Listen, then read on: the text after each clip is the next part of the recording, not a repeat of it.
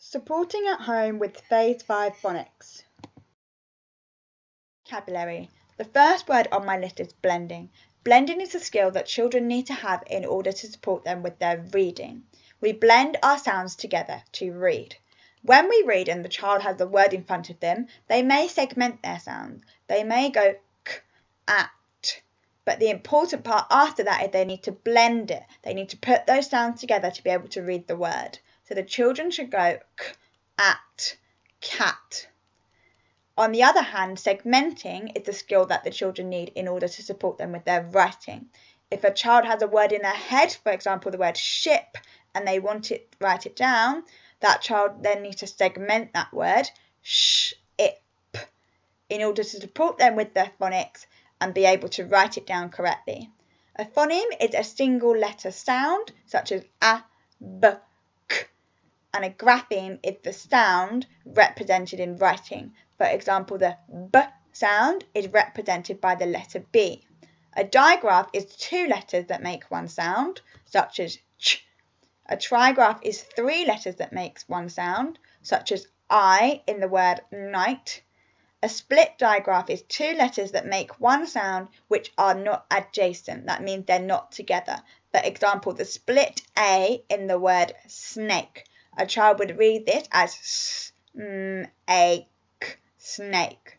And a tricky word is a word that we cannot sound out using the rule of phonics. They are exception words and they're also known to the children as sight words.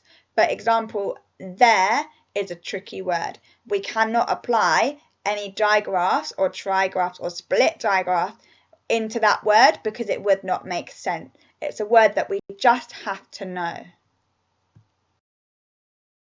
An easy mistake to make as both adults and children is something called swearing. This means when the sounds are not pure. Sometimes it's very easy for us to add an sound on the end, particularly on consonants. We need to make sure that when modelling this with the children, if you're practicing with your child at home, we say the sounds as clearly as possible to avoid any confusion.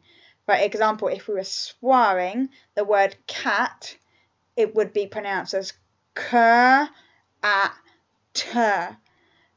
And this makes it more tricky for the child to be able to blend the word. They need to make sure that they're explicitly taught as the C making a k, the A making an a, and the T making a t, without a schwa at the end of it. Phase 3 phonics. Children entering Phase 5 will already be able to read and spell words with Phase 2 and Phase 3 sounds. This means that they will have already been explicitly taught these sounds in school and they are confidently able to apply them in their reading and writing.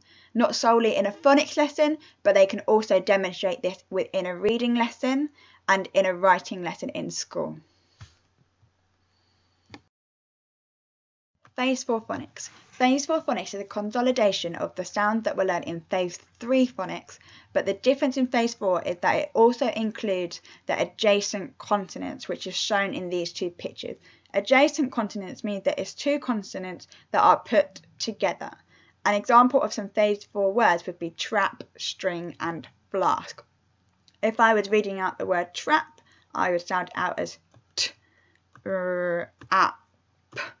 A common misconception made by the children is that they will often blend the two first consonants together. They might say trap, trap. It's really important that we remind them to sound out each individual sound as the T and the R. They do not make their own sound. They're still two separate sounds. Phase 5 phonics. In Phase 5, children are introduced to new graphemes for reading. Some of these graphemes represent phonemes that they have already learnt a grapheme for. For example, the first one on my mat is the A digraph. The children will have already learnt the A sound, but represented with an A and an I in Phase 3 phonics. And they will also be taught the split A sound in Phase 5 phonics as well. As well as this, the children learn the I digraph, the I and the E, making the I sound in Phase 5. But they will already know the sound I from the trigraph that they learned in Phase 3, and then they will learn the Phase 5 split I sound as well. These are not the only sounds that are the same as what they may have learnt before. There's also the oi and the Most of phase 5 is learning a different way to represent a sound that they may already know. In phase 5, there is also something called sound families. This is when there are groups that are all making the same sound. For example, in the middle it says my I sound family. All of these are different representations of how we can make the I sound.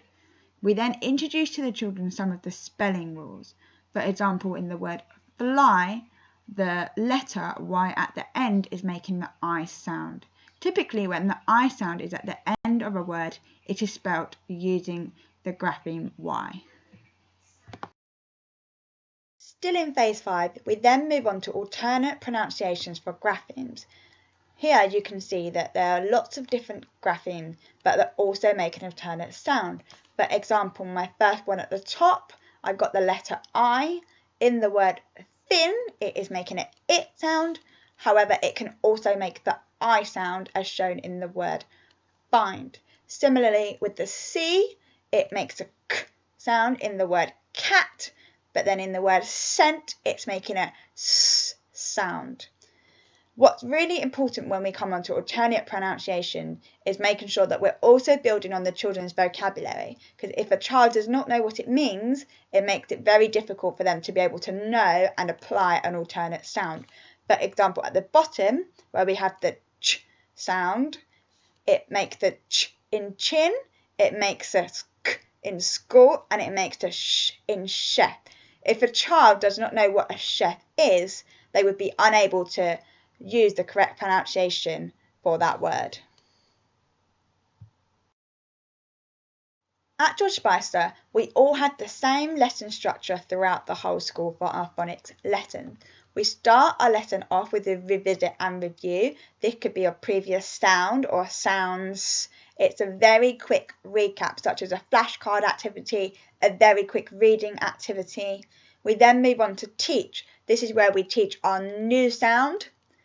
Practice comes next. Practice should always be at word level. The children practice that new sound by reading different words and having different activities involved.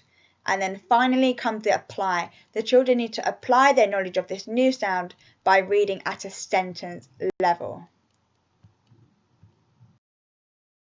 An example of a revisit and review, just so that you can see our structure into play to give you a bit more of an idea. For this group in particular, the day before this lesson, we did a whole day on the E sound. So to start off our next day, we had a very quick recap. We underlined our E digraph and we read these words.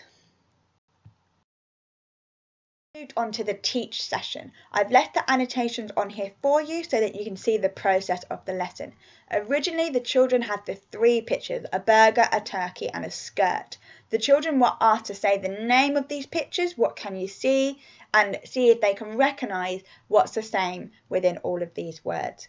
We then spoke about the sounds, which we wrote at the top, and we demonstrated together how we would spell it in these words. We briefly touched upon the spelling rule for these words. As you can see, the E and the R is usually found at the end, the U and the R in the middle, and the I and the R in the middle as well. As mentioned before, we cannot guarantee that this is the rule for every single time that we spell these words, but for the majority, these are the rules.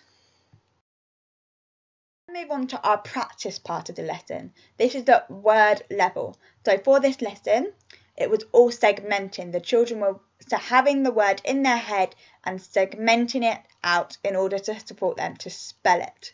The children were given words and they had columns and they had to find out which word went in which column by also thinking of their spelling rules.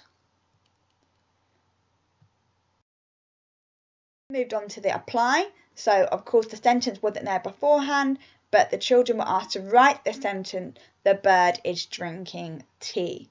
They then have to try and withhold this sentence in their brain and use their segmenting skills to be able to spell it out, making sure they are including all the sounds that they can hear. We then modelled it together at the end.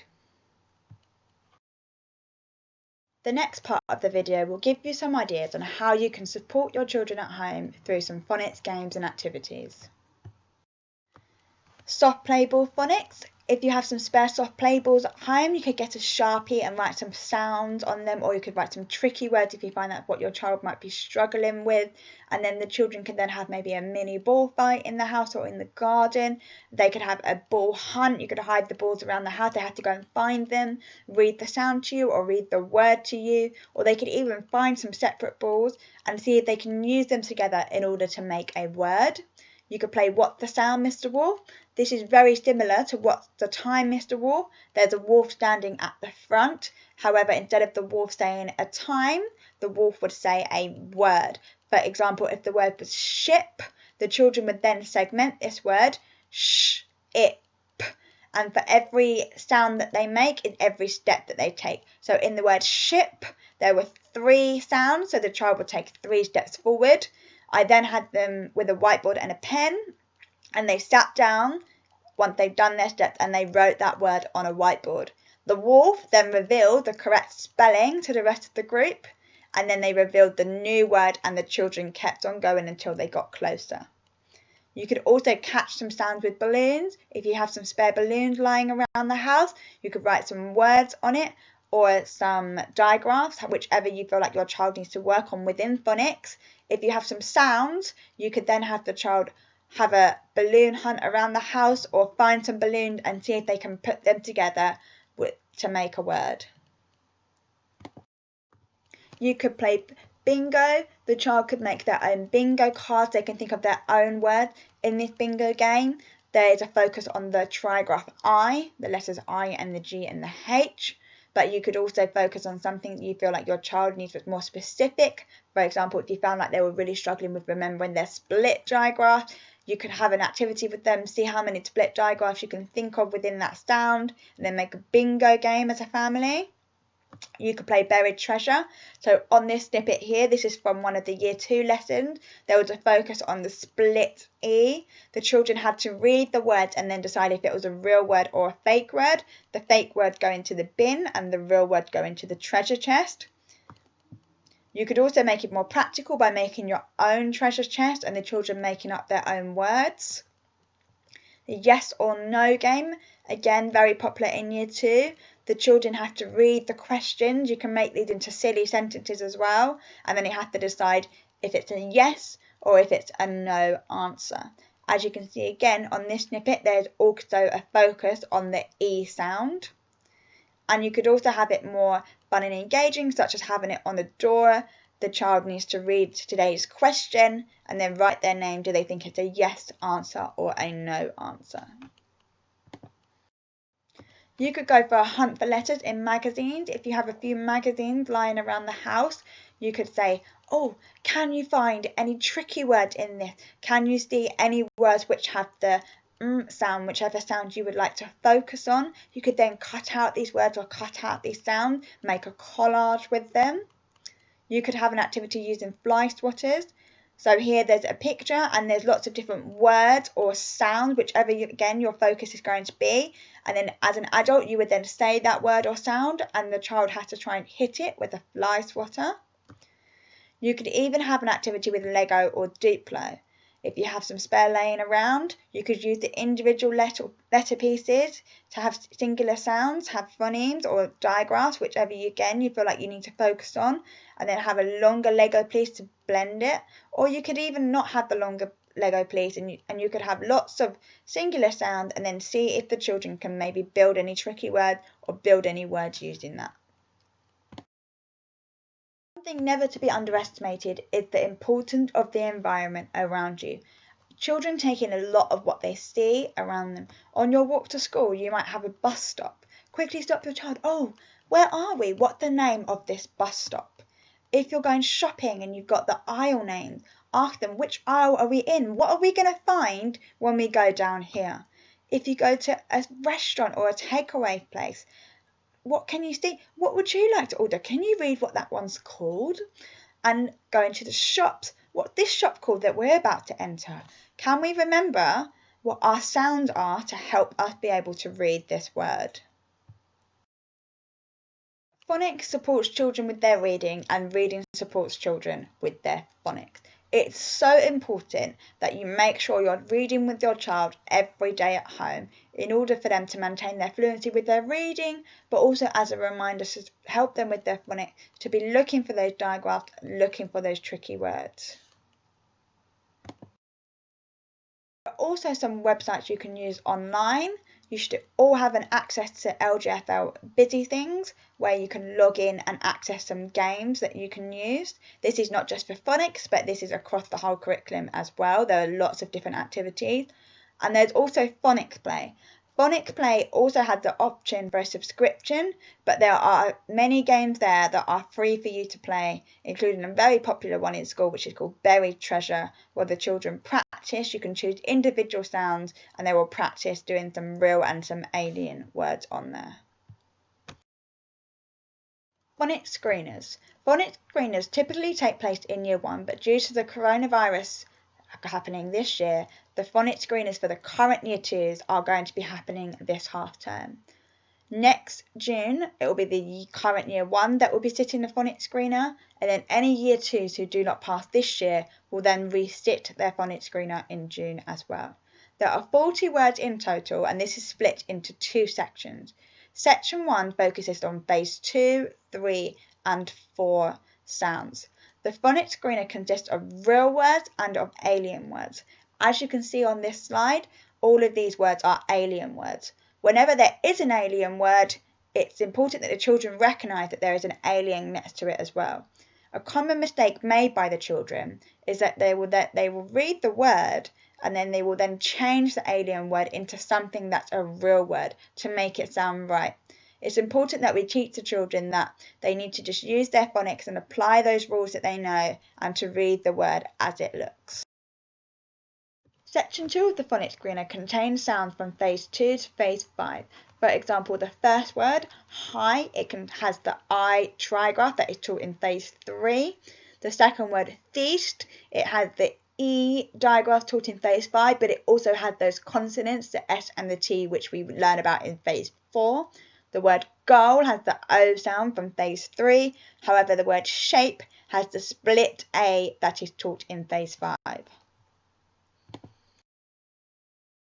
Thank you for watching this video, and I hope that it's given you some ideas on how you can support phase 5 phonics at home whilst also making it fun and engaging for the children.